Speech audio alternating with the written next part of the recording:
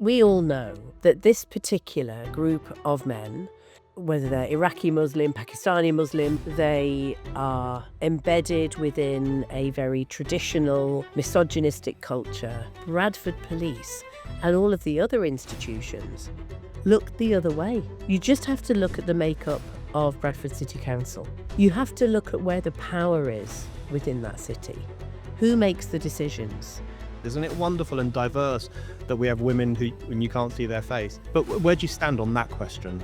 I think it's inhumane, and the message it gives is terrible. We do need a reckoning, don't we, with the fact that rapists were put into women's prisons. I need a major reckoning. I really am just waiting to play my part in this reckoning. It'll be fun.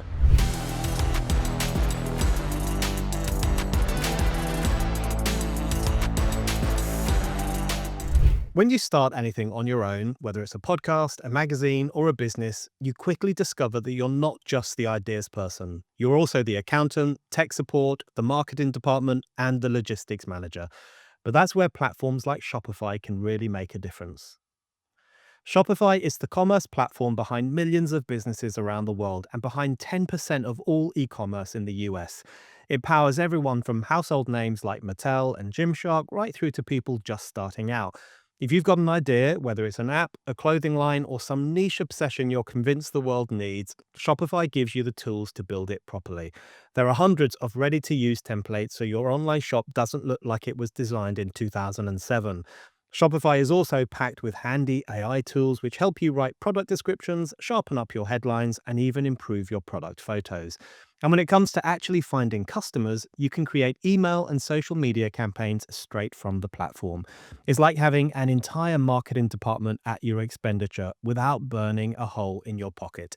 Crucially, Shopify also handles all of those unglamorous but essential bits that make real businesses work, from inventory to international shipping and returns. So, if you're ready to sell something, an idea, a product, or a project, you're ready for Shopify.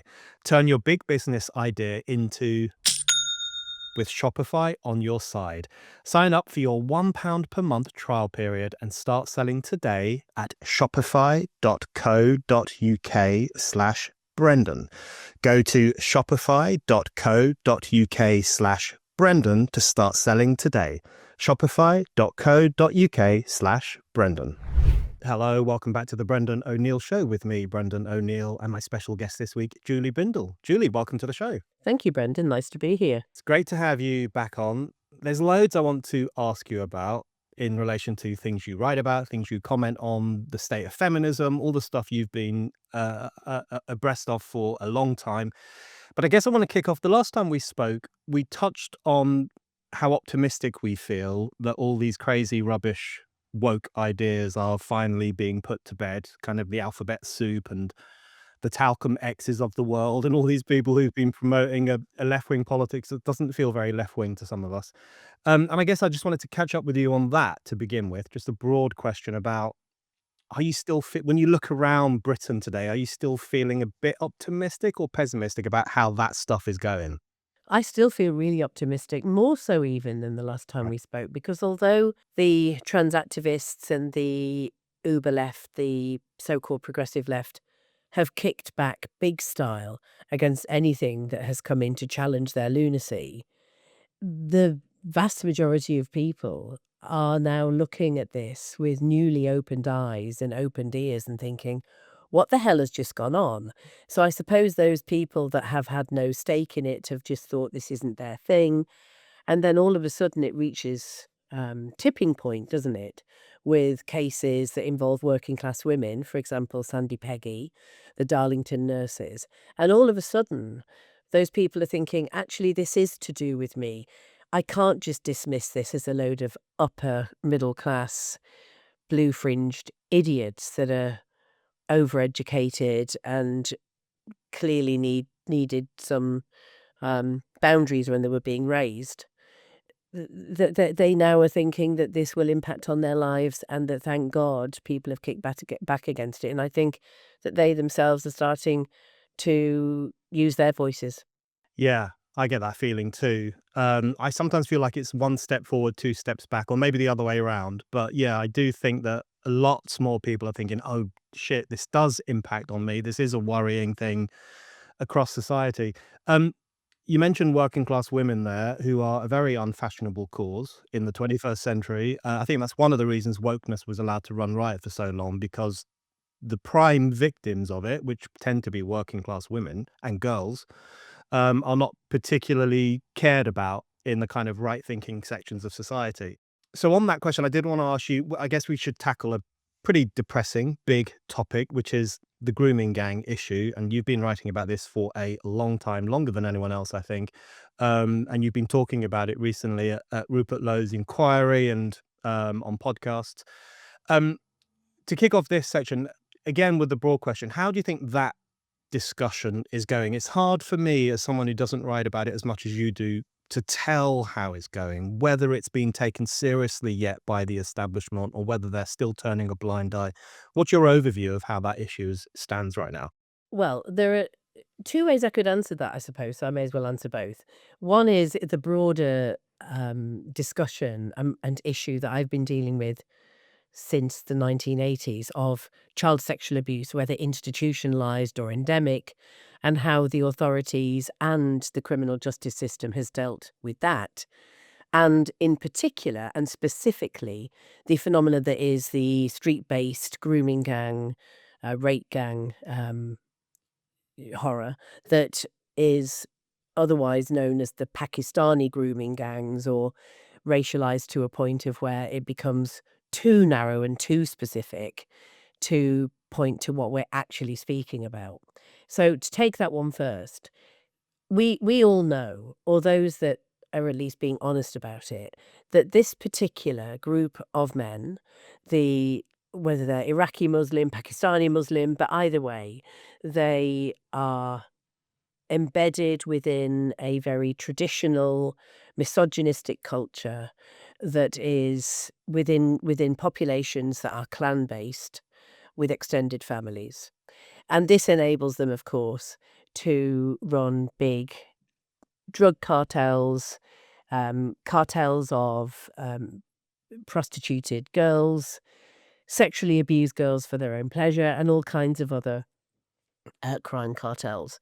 And they are in an absolute prime position to do this because, of course, there are plenty of excuses to not deal with this. One is, of course, that in my view, and I've got plenty of evidence to back it up, the criminal justice system and our public services have never really dealt properly with the issue of the abuse of girls, and I think in particular of working class girls. And the other issue is that there are so many white liberals within those institutions that are genuinely terrified, and shame on them for this, but genuinely terrified to be called racist because it really will spoil the dinner party atmosphere and it will mean that they have a label on them that they do not want. So it's just about their reputation and convenience. And then, of course, within that, we have the police. And the police, as I've said numerous times, are not terrified of being called racist. They really are not. They are really concerned about the fact that this issue, if the finger is pointed at men from these populations, are named as predominantly the perpetrators, that there will be a race riot, that there Mhm. will be civil unrest, that this will cause mayhem on the streets. And in fact, when I said that on some social media recently, somebody then replied to me and said, but but the thing is that the white racists that are going to be causing this, and then went on to explain how this could be stopped. And I said, hang on a minute. I don't understand. I'm not a fan of racists myself, but why are you saying that they are causing this when it would be a bun fight between a group of anti-Western, anti-democratic, wholly misogynistic men who think that they live in the Wild West, who are raping children and selling children, and a group that might have another agenda, and some of whom are racist, who come after them? Why are you talking about it like there's an innocent group over there and the white racists come in and start kicking their heads in? So that's one thing, and it is, people say it's complicated. It's actually not. It's really straightforward. This is the gang of abusers that have got free rein at the moment, that have tapped in to the idiotic progressive left and asked them to defend them and support them. And obviously, uses of idiotic terms such as Islamophobia being thrown all over the place and white people scrambling to look less racist than now. So I think that's really straightforward. But I can't actually look at this issue and look at the failures of state agencies without looking at the history of the failures to police crimes against women and girls. Because it's not like the police have got a good record in dealing with institutionalized abuse, whether it's in children's homes, which of course many of the grooming home victims are from, but other kinds of abuse within institutions by the care home staff, by teachers, by Catholic priests that have just been allowed to happen within the BBC. So I'm afraid that we don't have a great record, and I think we need to look at the picture as a whole. One of the reasons, and it's only one, where we have failed those girls that are victims of grooming gangs spectacularly is, first and foremost, because we tend to blame the girls. And we will find any excuse to let the perpetrators off the hook. And on this occasion, it's the whole don't be racist and don't be Islamophobic nonsense. Yeah, I think, anyone familiar with the Peter Sutcliffe story from the 70s, or as you say, children's home scandals, will know that the police were hardly biting at the bit to investigate these sorts of crimes, whatever form they take, crimes against women. Um, but then, as you say, when it comes to the grooming gang question, there's that additional issue of so-called Islamophobia, that panic about a race riot amongst working class communities and so on. So kind of makes it even worse, makes that kind of trend even worse by adding that extra dimension. Um, I did want to ask you a little bit about where we currently stand with these gangs, because I think there is a perception amongst lots of people out there that it's kind of history, that it happened in the 90s, which I think is when you first started writing specifically about these kinds of gangs. In the 90s, the 2000s, a lot of the perpetrators have been arrested, some have been imprisoned. We are encouraged to think that local councils and police officers have their eyes open a bit more than they used to because of public pressure. Is that true? Are these gangs history, or does No, this problem? No. no, absolutely not.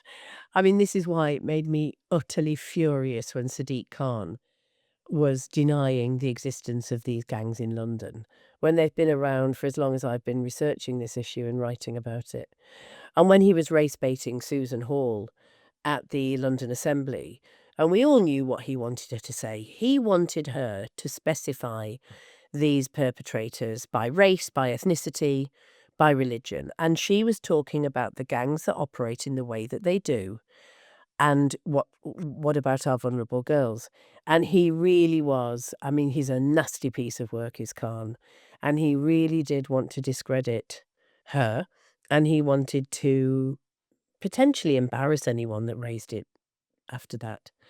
So they're not history. I think that police have maybe disrupted some of the gangs in some of the towns and cities, but they'll regroup because there's very little consequence for them. They haven't really got the sword of Damocles hanging down on their heads. And unfortunately, I think more so with this cohort of girls and this group of men, people are not just saying, we don't believe her.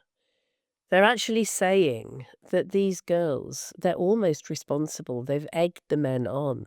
They're the ones that wanted to experiment with different groups of men that were bored of their own white potential boyfriends, and that they were the ones that were going after these men. And in fact, what's really horrible and interesting about the way that these girls of this particular type of abuse are spoken about, the racism is put on because the majority are white. They're not all white girls, but the majority are. The racism is actually put upon the girls.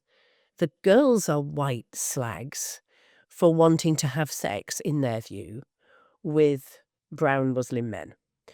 And So no, they still exist, and the stigma is still very much on the victims. But also, I think just look at Bradford. Well, I wish somebody would, right?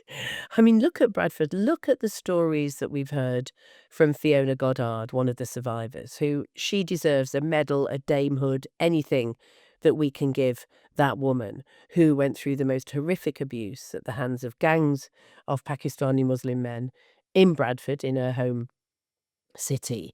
And she has been pushing and pushing and pushing for an impartial lead of the statutory inquiry.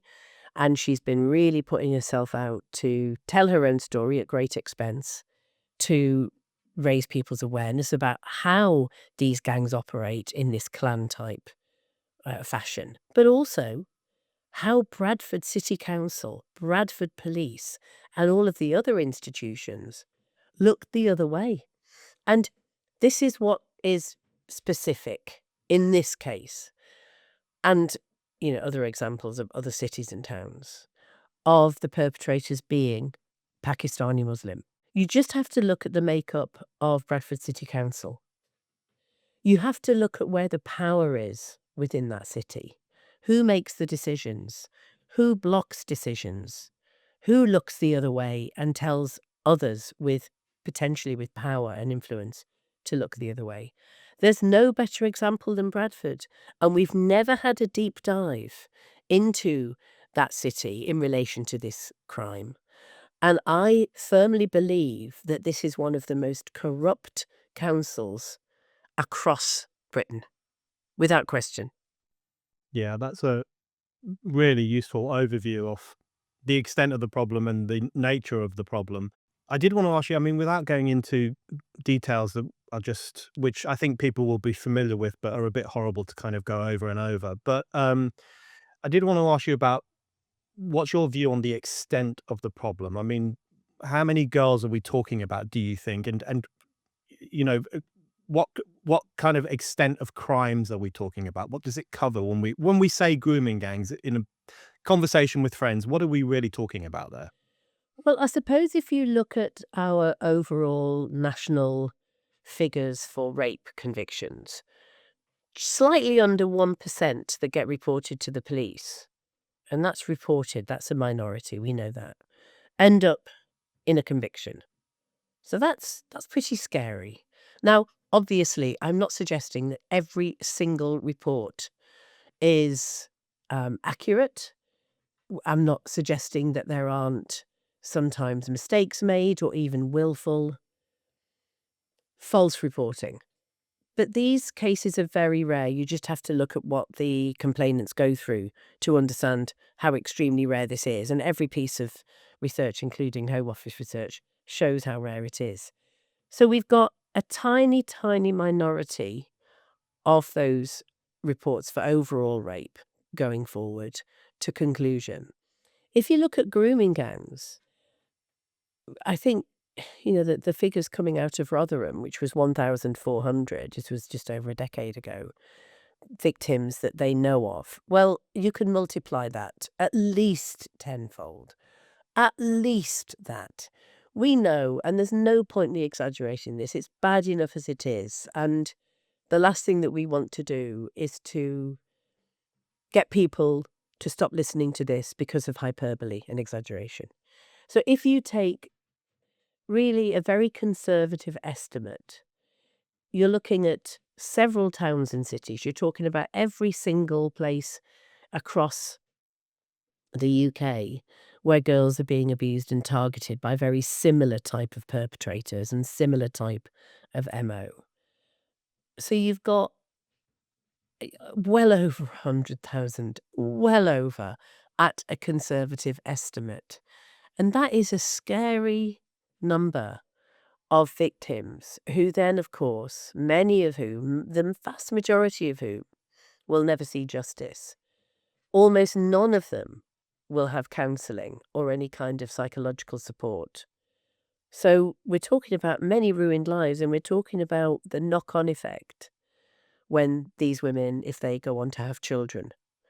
So it is actually an extraordinary stain on our entire nation and on the well-being of our working class communities as a whole, because we all know social services, although there are, of course, some good social workers, tend to be very judgmental, tend to be very punishing when visiting, um, women who've had a history of abuse, who have children who are struggling. And many of those women lose those children. And then what happens to those children? And we know what happens to kids going through care homes. So we're talking massive. Yeah. Yeah. I mean, oh, yeah, absolutely. And that vicious cycle of women struggling because of things that they've experienced and then their children being put into situations which, as we know from history, institutional care homes can be dangerous places for children. So, it Right. just kind of repeats itself over and over. I wanted to get your thoughts on this government in relation to the grooming gang issue. I mean, it really blew up. I can't even remember how long ago it was now, a year or a year and a half. The whole issue blew up again because of Elon Musk's sometimes quite clumsy tweets, and particularly he really went for Jess Phillips in a way that just kind of, I think, elevated it to a personal grudge rather than a political discussion about the problems at hand. But he did, however brutishly, he did force it back onto the agenda, and it compelled the government to say things and to promise certain inquiries. Um, but the impression I get now, months down the line, is that there is still just a reluctance amongst government officials to have a reckoning with the size and the scope, as you've just outlined it there, or to have an honest discussion about this. I mean, what do you feel? Will these inquiries come to fruition? Will there be a national inquiry? How thorough do you think it will be? What's your take on where this will go next? I don't rate the government's record on violence against women and girls, and I don't rate it at all on looking at the issues facing working class people in this country. They've long um, left the working classes behind. They've long left the unemployed behind, and those that are forced to claim benefits, those that are at the bottom of the ladder. They know that there's not much point for them in schmoozing these people because many have stopped voting and they don't have the cultural capital of the Islington set. So I'm really under no illusion about that. And if you don't care about the working classes, then you don't care about these girls. You really don't, because these girls are at the bottom of the rung in working class communities. And I know because I'm from one of those, and my family mainly still remain. And so I've seen the way that these communities are dealt with by our government. I have no faith whatsoever that the Tory party will be any better. They've taken money away from really vital services to address the problem of violence against women and girls. But this does not mean, this isn't whataboutery. This doesn't mean that I'm going to look towards Labour as a saviour. I'm in the position that I've never been in my entire life, where I am politically homeless and where tomorrow, if there was an election, I would have to spoil my ballot. I couldn't vote for any of them, but there are other things I can do, so that's good because we mustn't feel powerless just because we can't vote for any of these muppets. In terms of the inquiry, well, it has to go ahead and it has to be a statutory one because we have to compel people to give evidence. If it's not statutory, then people can just decide if they're going to be questioned, cross examined, scrutinised about this. They can decide, entire councils like Bradford can decide not to give over the data, the paperwork that exists. It means that we can't FOI um, certain aspects of these failures. What we need to do, though, is not have, which we did with the ICSA inquiry, the independent inquiry into child sexual abuse, which was very, very broad and in some ways vaguely kind of interesting and useful. But where the victims of these specific crimes, the grooming gang crimes, are not heard, where they stick a pin in a map and decide to have a look at somewhere where there hasn't been a particularly big scandal, we need them to look at where we know, where the evidence has come from, where the likes of Fiona Goddard, who has the direct experience, is saying is a problem, like Bradford. And if we don't do that, then what we've then got is yet again the Home Office commissioning absolute plonkers, academics who are more concerned about claiming their anti-racist badges to write reports and to do so-called research into this issue where they conclude that this has nothing to do with the Pakistani Muslim community, as they would put it, because the majority of sexual abusers of children are white. Well, guess what? Mhm. That's because 70% of the country Yeah. is white. Mhm. So that's what we're going to have all over again. We're not just going to have a whitewash, we're going to have another layer of disbelief and disrespect of the victims. And they can only take so much. You know, they will go away if they're not ironclad like the likes of Fiona Goddard. She's pretty extraordinary. Many of these women who were girls going through this will not be able to sustain yet another complete letdown and about turn and reverse ferret from this government. So we've got to force it to do this, and we've got to force the issue about particular hotspots that need a deep dive. Yeah, you do wonder, how much longer can these women who were girls at the time, how much longer can they push for the most basic justice? I mean, they're not asking for much, but it's kind of a constant slog for them to be listened to, and must take an extraordinary toll. Um, you mentioned that the community you come from, I think I'm right in saying it's Darlington in the Northeast, and I did want to ask you what it's like for you as uh, a feminist from a working class background to listen to the kind of middle class academics, male and female, the kind of bourgeois commentary. We all know what kind of people I'm talking about, who over the past 10 or 20 years have made excuses for the grooming gang scandal, or who have talked about, we have to be understanding about the issues of culture and all this kind of stuff. I mean, it's infuriating for many of us to listen to that, but for you, for someone who comes from one of those kinds of communities, it must be really exasperating to listen to that stuff. It makes me very angry. These people fetishize my people. I have left that community. I don't mean my heart and I don't mean my family. We're very, very close and I love where I'm from.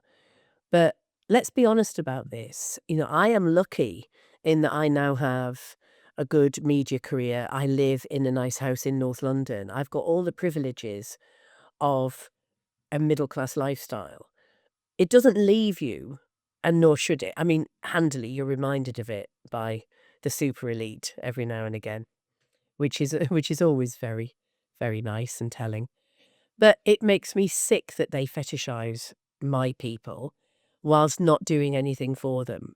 They seem to think that these are mascots they can hold up. They're mascots that they can point to and say, look at this great labouring man.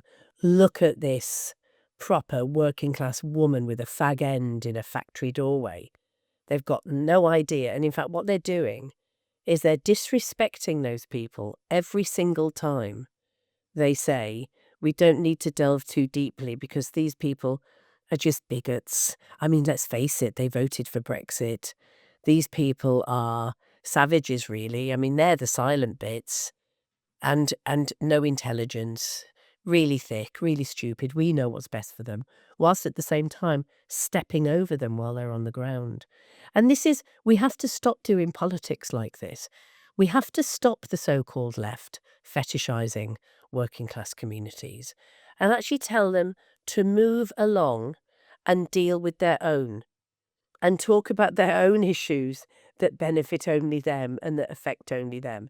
And I think one of the reasons why working class girls, and obviously to an extent boys as well, but young people of both sexes, are now so disenfranchised when it comes to the political conversation, is because of various disastrous policies with higher education, is that they don't have access to that higher education. When I went to university as a mature student, there were loads of working class young people there. There were loads of people from my kind of background. And now, of course, there are not. It's the same with anyone that wants to go into journalism or similar trades, similar professions, where if you can't afford to work for free for a year at a newspaper or publishers or whatever, with Mm. mummy and daddy paying, then you're not going to get a job. Well, what does that mean? It means everybody in those professions is going to be upper middle class with wealthy families. Mhm. And that is part of the problem. We've been written out of every single policy decision and the landscape in general. Yeah, I couldn't agree more. You mentioned already the bogey word of Islamophobia. I wanted to ask you a little bit about that. Now, I think there is such a problem as anti-Muslim bigotry. I'm sure you do as well. And we see it on the internet quite a lot. Among sections of the kind of hard right, there is this idea that Muslims are the cause of every problem in our society. So there is that bigotry out there, just as there was anti-Catholic bigotry in the past and other forms of religious bigotry. But Islamophobia is something quite different in terms of what it means, and the fact that it can be wielded and has been wielded as an accusation against people, including you, who I don't think most people would consider to be a bigoted person, um, demonstrates that it has that kind of censorious impulse. So when you hear that word, what do you think it means? What do you think is behind that accusation? Well, first of all, it's a politicized term and it's meaningless. It being phobic about a religion. Well, let's use other words to describe that. So there's a perfectly sane and rational reason. In fact, I can't think of one that isn't to critique Islam, to critique fundamentalist religion across the board. But I would say, particularly, the way that Islam is played out and rewritten and presented by the most extreme patriarchal scholars or spokesmen at the mosque, you name it, it seems to have carte blanche. And so there's a lot that we as a nation tend to tolerate and accept when it comes from extreme political Islam that we wouldn't, I think, with other religions. We just would not. For example, rabbinical courts in Stamford Hill, which you could say a kind of parallel type uh, of counsel to Sharia, so where it's not nothing to do with the law of the land, and it's again conservative, deeply religious men that decide on things such as marriage and divorce and various other things. These are not tolerated or explained away, or even seen as something wondrous and quite magical in the way that Sharia councils are, where these are supposed to be about upholding modesty and good behavior. So I think that we need to speak out against political Islam and about what we tend to tolerate and accept, which we wouldn't other parallel fundamentalist interpretations of religion. And it's a silencing word. We know that transphobia, Islamophobia. It's all silencing. And when I was first put on Islamophobia watch, which sadly is now defunct, because I'd like to put a few more people on. This was back in 2007 when I published my first piece about the grooming gangs. What the people that were running Islamophobia watch were two hard left, and I mean hard left, white men that decided that there's too much anti-Muslim bigotry around and they should address it. Now, as you pointed out earlier, Brendan, there is prejudice towards some Muslim people for being Muslim and usually being brown. Hmm. So obviously then we can attribute racism to some of that. Yeah. And that's something that I personally do not endorse. And in fact, I condemn wholeheartedly.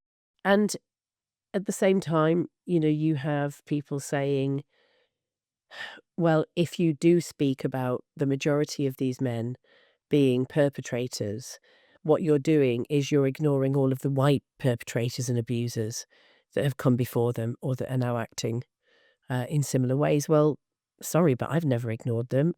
And thousands of people across the country, including some professionals and statutory um, agencies, have never ignored. And many of us have been pushing and pushing at that closed door to say we want to raise the issue about the BBC, about online grooming, about pimping and brothel keeping, about all kinds of abuse. So where were they, actually? This is what I want to ask. Now that they've popped up saying, don't be horrible to those men, it's Islamophobic, where were they when we were all campaigning for an end to child abuse? Where were they when we were dealing with some of the absolutely heartbreaking redress cases of men and women who had been horrifically abused by clergy in the Republic of Ireland and elsewhere, who were then just completely left to their own devices once the story had been broken? I didn't see them doing anything about that. So they can use these white abusers as a Mm. shield to protect these Pakistani Muslim abusers, but it shouldn't fool anyone. Yeah. Oh, no, it definitely shouldn't. Um, I did want to catch up with you on the face veil question, because I think you and I talked about that a few years back.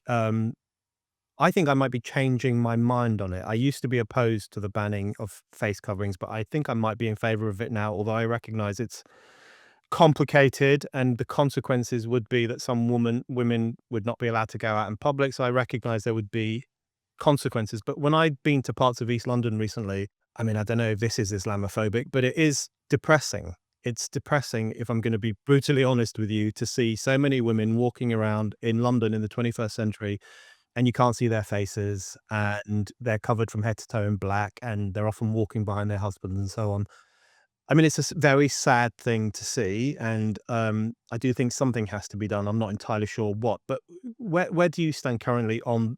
I mean, it feeds into what you've just said as well, which is one of the problems is all of this stuff is celebrated. Isn't it wonderful and diverse that we have women who and you can't see their face?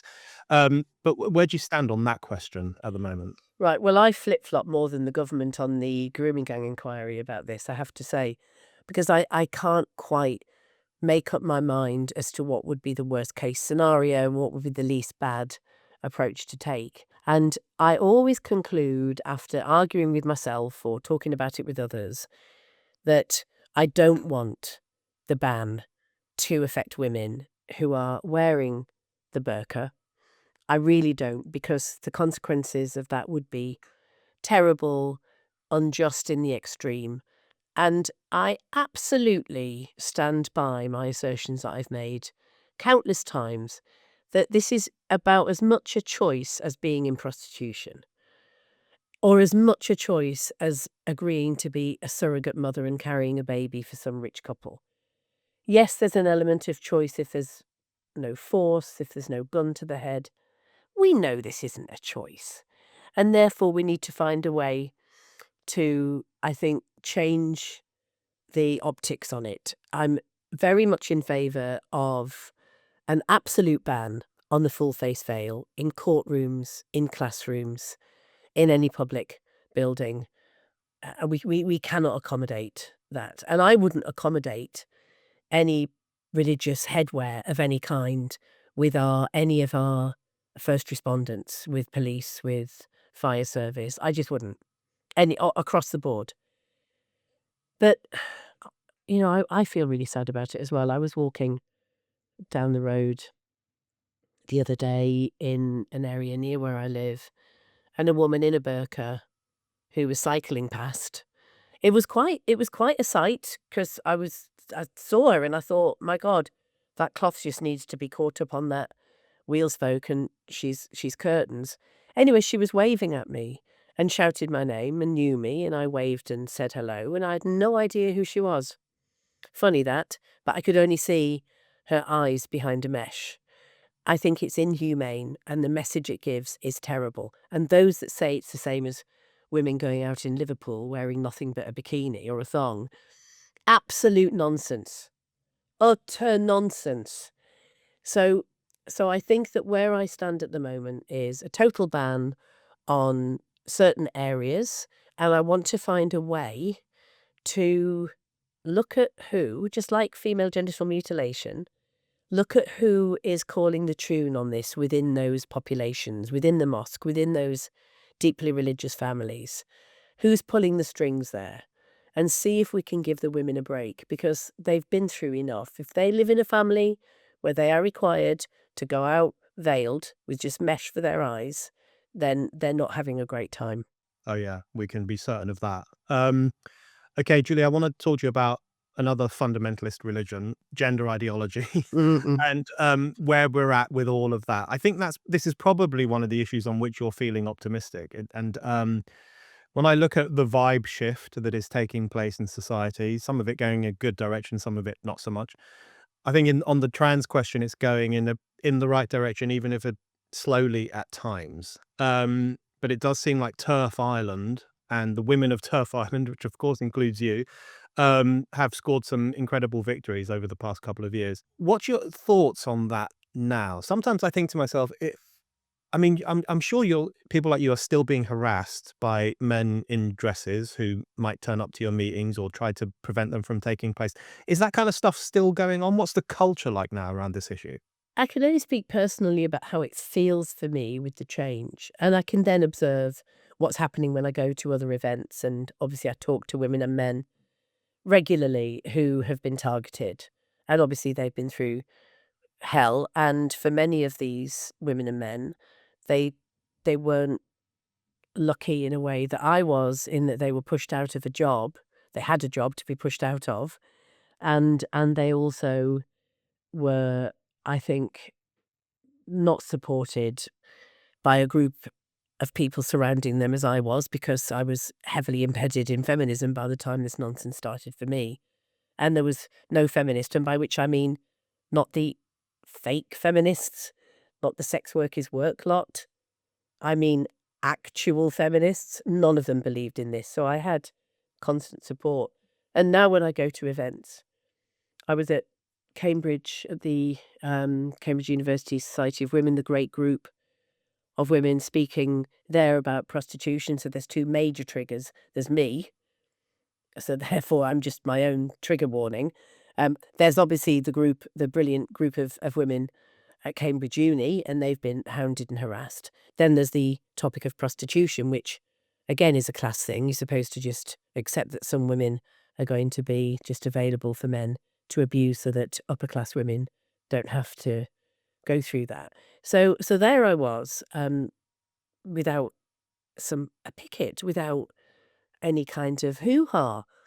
And I felt quite upset about it in a way, because my niece and her newish bloke had come along. She'd brought him along to see me speak, and he'd never seen it before, and he must have felt quite disappointed, really. Anyway, it was a wonderful event, and thankfully when I walked out, there were two idiots standing there with handwritten signs, something like "trans women are women" and "blowjobs are real jobs" or whatever. But they didn't even bother to laminate the signs. There was no effort made at all. And the other thing that I've noticed is not just me, but others with kind of parallelish media careers, are now, who were banned and blacklisted from certain festivals and events, are now being invited as though nothing's ever happened. So that is a shift, and that's been a shift in the last year or so. And I see others around that have been monstered, that are now just being more confident and braver. I mean, they were never cowardly, these people. What I mean is that they have a lot to lose. So I suppose more confident and outspoken, knowing that, again, the wider society is waking up and is more likely to have their back than these absolute loon job queers for Hamas crowd that, are definitely losing their power. Yeah, I feel that too. I do think things are shifting, although it is regrettable that we're not still getting those colorful, crazy protests when we turn up at campuses. They were always good fun. Um, but even as things change, I guess it's similar to the grooming gang scandal, although on a different scale. Um, do you ever think we need a reckoning with what happened? Because on one level, people like you and others will be very pleased that things are shifting back to normality, bit by bit. But on the other hand, maybe we don't need a statutory inquiry as such, but we do need a reckoning, don't we, with the fact that rapists were put into women's prisons. And the whole progressive left, the middle class left, defended the right of men to go into women's bathrooms and defended the right of men to play in women's sports, to beat women up. in the boxing ring to beat them up on the playing fields. I mean, it was almost like legalized violence against women. That's what we're talking about. So when you look back at the madness of it all, which obviously you wrote about at length, how do you explain it, and how do you think we can guard ourselves against that kind of thing happening again? Well, we could explain it in the sense that the normies, the vast majority of the general public, in particular those that could have spoken up and could have done something, didn't, and Mm. just wanted a quiet life. And maybe that's the fact that we have taken the steam out of those that would normally protest and that would normally kick back against terrible things that were happening across the wider population. I don't mean, the ones screaming outside universities in favor of the Iranian state. I mean, protesters for actual change for good. And the inertia was really disappointing. And I think that we need to wake up, and we need a movement that is much more rooted in how the proper workers' rights movement and the actual, I suppose, movement for that represent people across the board rather than an elite minority. We do need to get back to that kind of street-based protest and say, no, we're not having this again. We've been through it before. In terms of the reckoning, I'm very lucky because I'm not someone that's prone to bitterness. And also I feel extremely fortunate in the fact that, I have got, as I said, a home, a career, and lots of support around me, and I haven't had my life destroyed, although I definitely have had some really dark times and bleak times, and it's had an effect. So there needs to be a reckoning. I am angrier than I can describe, that Mhm. that I could ever explain, and I'm angry on behalf of, in particular, those women, the most disenfranchised women in our society, those in prison, those that access refuges and rape crisis centres, those in hospital, who've actually been raped and sexually assaulted by trans women, or Mm. that have been scared. That's enough for me. They've been scared and they've been silenced. And these women are already silenced and they tried to find their voices and they were shut up again. And I won't forget. And I need a major reckoning. And I have not finished by a long means. I have not finished. I really am just waiting to play my part in this reckoning. It'll be fun. Yeah, I look forward to that. It does seem like the theme of our times is the sacrifice of working class women's safety, or poor women's safety, even women who are kind of, you know, not even working class in the way that we would have understood it, at the altar of all these fashionable ideas that take off amongst the middle classes for a period of time and then fall by the wayside. I mean, it is just an unforgivable situation that we've had for the past few years. Yeah, the luxury ideas and the every single upper middle class family in North London has a trans child, a trans nephew, a non-binary niece, you name it. And that seems to set their entire tone and decide their entire belief system in a way that I just wonder what's ever happened to raising children with any boundaries and any guidance. Of course, we're made to rebel. That's what parents are for, so we can rebel against them. But since when did this child-centered, not just child-centered, but child-led focus of, I'm telling you I'm non-binary, you've got to sign up to a belief system that will have an adverse effect on lesbians, gays, and every single female on the planet, as well as, a number of men. How the hell have they been led by some spoilt brat into this fugue state that they've been in? Giving kids a clip around the ear hole, whether physically or metaphorically, is an underappreciated. We all remember having boundaries when we were growing up, and we benefited from them enormously, I think. I just want to ask you about the puberty blocker trial in relation to this. The question of whether it's going to go ahead, or whether it's a good idea. I think you don't think it is. Um, but the story of Professor Jacob George, which is just extraordinary. He's one of the guys, as far as I understand, who suggested to put a stop on the trial. He's now been kind of let go from this whole discussion because old tweets were found that are supposedly transphobic. And one of them, reported in The Guardian, is that he referred to J.K. Rowling as a treasure of our time. And you think, well, number one, that's obviously true. I think most people can see that she is that. But also the idea that saying something like that is problematic or worthy of having your wrist slapped.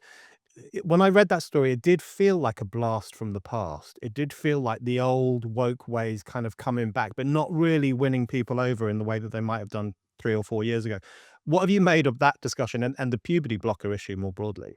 Well, it's bonkers, isn't it? Because a scientist believes in science, believes in biological reality, thinks that, an international treasure is a treasure.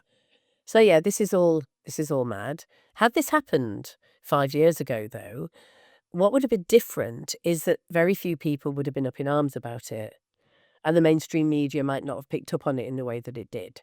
The fact that we're seeing it, and many, many, many people are seeing it as bonkers, as opposed to the correct way to deal with this terribly transphobic man, is really telling and I think quite heartening. The puberty blockers trial, obviously. Who on earth thought up? I mean, obviously it was Hilary Cass, who has, in my view, clearly been pressured by the trans lobby and is trying to throw some crumbs at them. The crumbs, unfortunately, are the lives and safety of the children that would have been involved in that puberty blockers trial. You can't trial medicine that not only is there no evidence that it's not harmful, but where there's evidence that it is harmful. And anyway, you can't trial a drug that is totally unnecessary and causes harm on a socio-political level, because socially transitioning children is not a benign or harmless act. And we also know from very helpful stats that we that are irrefutable, that 98% of those children who in the past have been studied that have gone on puberty blockers end up on cross-sex hormones that are irreversible. So how can we do that to children? We absolutely can't. The puberty blockers trial will not go ahead. This is my prediction. And although there are those that are saying that West Streeting is a coward, and I know he's been cowardly in some respects, I also think there's a lot to be said for him. And I think he's nowhere near as cowardly as the vast majority of his colleagues in the Labour Party. Okay, Julie, my last question for you is what happens next? Where you think things will go? Whether you think your optimism will still be around in, I don't know, 5 years' time, because you've already mentioned the absolute crapness of the Labour government, and I think increasingly the whole Labour Party. I mean, it's hard to see any kind of bright sparks in that party anymore. Um, the Tories are a busted flush, even though Kemi Badenoch, I think, has got a lot going for her, and she's a good leader with good ideas, but I think she's leading a party into its kind of natural decline, really. Reform is coming up. I know you're not a natural reform supporter, but there are lots of working class people in particular who are quite excited about a new party doing some things differently. So politics seems to be in flux. Wokeness seems to be in crisis, which is good. The inquiry into the grooming gangs will seemingly happen. Do you think if when we catch up again next time, things will be still moving in the right direction, or is it a bit more confusing than that? I hope so, because what my fantasy would be that the Labour Party becomes the Labour Party again. And I do think that that's possible. It needs major reform, major reform. And we need to get rid of the wazzocks that are in there at the moment that are as corrupt as any of the Tory politicians that we've pointed to in the past. So I really want to see a Labour Party that reflects what it was, its original aims and objectives. And I know the world has changed since the beer and sandwiches union linked Labour Party, but we all need to move with the times. And I think it's possible to do that. I think that just forming new political parties all the time is, well, I mean, it's interesting, it can be exciting, and I understand why people want to look to something fresh. They're so tired and bored with the usual nonsense that we've had. But I would far rather look at building something back up that we had that worked, that was effective previously. I don't know, in 5 years' time, hopefully this entire ludicrous luxury belief set of nonsense that has permeated all of polite society and has leaked out from where it used to be contained within their nice um, enclaves of ivory towers. I hope that it will just come back and embarrass them. This is what I want. I don't want them to be able to just take their pronouns off their emails and pretend that they were never in favor of medicalizing children. I want them to be profoundly embarrassed and profoundly humiliated. And there are receipts, and this is the perfect thing. There are receipts. Julie, thank you very much.